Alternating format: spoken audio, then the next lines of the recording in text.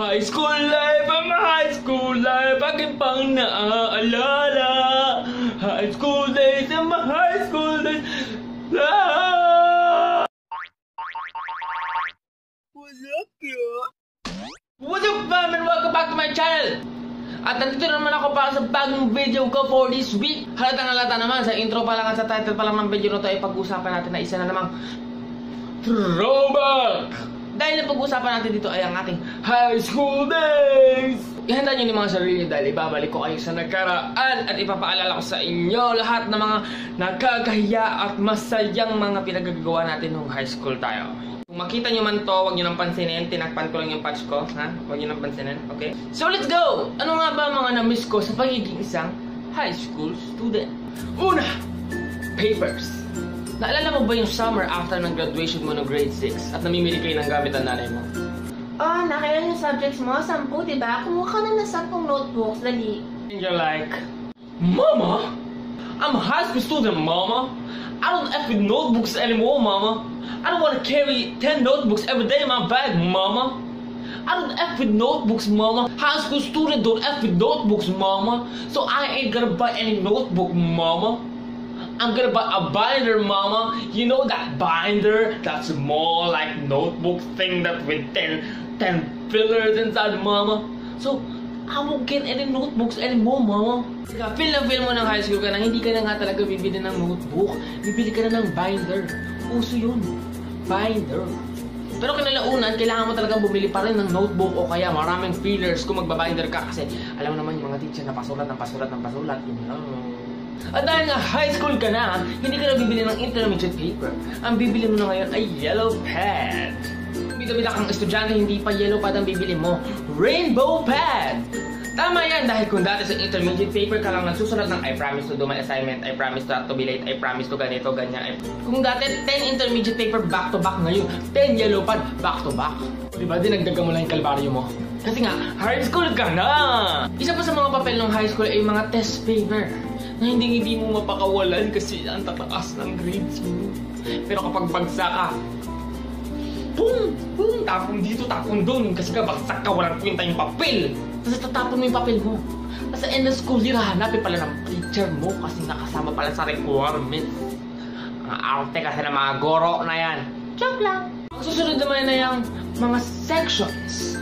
Dahil sobrang big deal sa atin to kung saang section tayo mapupunta for that school year. Lalong-lalo na syempre kapag may kaibigan ka dahil gusto mo magkasama kayo.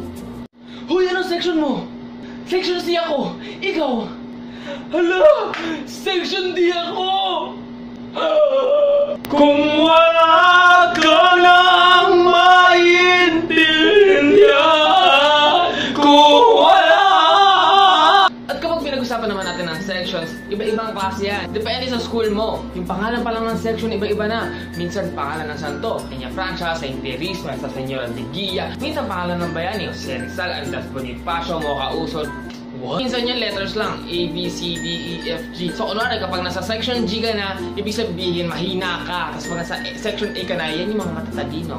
Ang tawag dyan ay ang cream section. Hanggang ngayon, hindi ko pa rin alam bakit cream section ang tawag sa kanila. So pag nasa baba ka na section, sauce section ka, ganun, wala eh. Discrimination! Discrimination yan! Discrimination! At pagdating sa mga sections, hindi matatanggal na magkaroon niya ng section rivalry. Lalo-lalo na sa mga top honors at sa mga extracurricular activities. Lalo-lalo na pagsayawan. Sige, ikembot! Sige, ikembot! Ikembot mo, honor. No. At speaking of sayaw, dito na mapapasok ang susunod, ang extracurriculars. Marami may gusto nito, lalong-lalo na kasi pag dumarating na yung buwan ng wika, nutrition month, foundation day. Ito yung chance na pwede ka sumali sa iba't ibang school activities. Lalo na sa sports, may basketball, volleyball, iba-iba pa. Meron din mga cheerleading, may dance contest, mga singing contest. Lahat at marami pang iba kung anong maisip ng principal at ng mga teachers. Ako gusto ko sumasali sa mga extracurriculars, lalo-lalo na pag mga dance contest, mga ganyan. Alam mo kung bakit?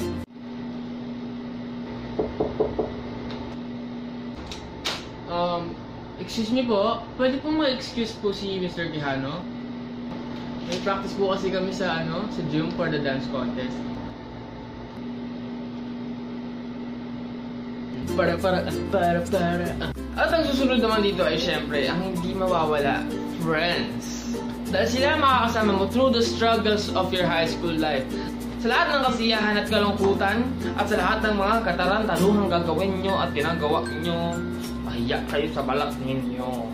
Dahil ang mga kaibigan natin at kaibigan natin lang ang makakatulong sa atin kapag nahihirapan tayo sa exams. Dahil sila yung magpapakopya sa atin, magbibigay ng kodigo, magtuturo sa atin mag-kodigo. At di nyo ako gayahin, I never cheated in my whole life. Siyempre, joke lang yun. I cheated all through the way to high school and college. Joke lang po! Joke lang! Bahala kayo, maniniwala kayo! May mga friends mo lang naman ang kukonsente sa isa't isa. Lalong-lalo na kapag gusto nyong awayin yung teacher nyo. Uy guys wala tayong assignment Pag tinanong ni ma'am, wala tayong assignment kukutusan ko sa inyo yung mga magsabing may assignment tayo wala tayong assignment! Wala tayong assignment Wala tayong assignment, walang PhD dyan Okay class, asan yung assignment nyo? Pass it forward. Sir, ang assignment? Oo nga sir, wala naman tayo assignment Last week pa yun Sir, nakakalimot ko na ata tumatandaan na wala naman tayo assignment Di ba guys, wala tayo assignment? Wala tayo assignment! Wala kami assignment sir! Wala kasi sabi. Ay, aminin nyo na. Aminin na natin lahat. Susunod naman dito, syempre, ay ang mga teachers. Actually, kaya akong gumawa ng isang buong video para lang sa mga teachers. Pero hindi ko nagagawin, papaitlihin ko na lang. Baka mamaya masita ako ng DepEd sa kanadyan sa mga sasabihin ko kaya wag na lang. Joke lang po! So alam naman natin na may iba't ibang klase ng mga teachers. Pero hindi natin makakalimutan sa kanila ay yung mga linya nila. Alam nyo, sa tagal-tagal kong nagtuturo, you are the worst section ever. Wakal si ma'am! Wow! Welcome to Hell, high school students. Nakahanda na ang ating mga libingan. Siyempre, hindi din natin makakalimutan sa ating mga teachers is yung mga special projects, yung mga projects na pinapagawa nila, mga pinapabili nila. Floor wax, walis tambo, daspan, bunot, putsas. Tapos kami papaglilinisin nyo? Di ba kaya nga kami nag-enroll dito, kaya kami nagbayad dito para mag-aral, hindi para maglinis, hindi janitorial services. Diba, rant ng lahat yan. Alam ko yan, aminin nyo na. I hope wala akong ma-offend ng mga teachers dyan. You know, I love you teachers sometimes, but most of the times. At ang huli naman ay yung mga ganap. Ang ibig ko sabihin ng ganap ay yung iba't ibang klase ng ganap talaga sa school, yung mga nangyayari lang basta-basta. Halimbawa ay yung mga nagliligawan sa school, yung may mga pa-surprise, may mga pa-teddy bear, bouquet ng roses, may mga will you be my girlfriend, happy anniversary, happy mansari. Kaya bata pa lang, halalandi nyo na. Buti nga sa inyo, nahuli kayo ng principal, nahuli kayo ng teacher, report kayo sa guidance counselor, PDA yan, PDA! At isa pa sa mga ganap ng high school na isa sa mga paborito ko is yung confiscation ng cellphone. Dahil alam naman natin na bawal pa rin tayo magdala ng cellphone kahit high school na tayo, pero dahil matigas ang ulo natin, nagdadala tayo ng cellphone. At yung moment na may magtitimbre mula sa ibang section na meron daw confiscation. So lahat kayo, kanya-kanya kayo ng tago, kanya-kanya kayo ng diskarte. Yung iba nagtatago sa loob ng baunan, sa ilalim ng kanin. Yung iba nilalagay sa basurahan, yung iba nilalagay sa bunot, yung iba sa may walis. Kanya-kanyang tago sa bag, sa ilalim ng upuan, tinatake namin yun para hindi makita. Isa to sa mga natutunan ko sa kaibigan ko. Kung gusto mo magtago mo ng phone, na malaki yung posibilidad na hindi talaga makita yung phone mo, kumuha ka ng lumang libro or malaking notebook, may yung medyo makapal dito. Tapos buksan mo siya, tapos tira ka ng ilang pages, tapos kuha ka ng cutter, gupitin mo yung gitna, hanggang kasya yung phone mo, hanggang dulo, tapos mapapasok mo yung phone mo doon, tapos lagyan mo ng cover na plastic, tapos pag lagyan na doon na sa bag mo, di ba? Tapos pag sinecheck yung bag mo, hanggang mabuklatin pa yung libro mo, di ba? Ang galing. Siyempre dahil nga may mga kaibigan ka ng mga BI after ng school, diretso kayo sa mga bahay na tambay kayo. Una, tambay lang hanggang sa madadagdagan na yan. Matututo na kayo uminom ng alak. Magsisimula kayo sa The Bar, sa MP, sa Red Horse, lahat. At siyempre, hindi din mawawala yung mga away. Yung mga plastikan, yung mga banggaan sa corridor, yung mga tarayan, yung mga sumbatan, yung mga daraga. O, matapang ka? Ha? Lumabas tayo doon, mamaya after school. Magkita tayo doon sa kanto. Abangan kita doon ha, tapang ka eh. Tapos kakalat na yung balita sa buong eskwelahan. Uy, dadaragin daw ni Josh mamaya si BMB mamaya. Punta tayo dun, tara, nood tayo dun. At kayo doon nakaabang kung darating ba yung isa.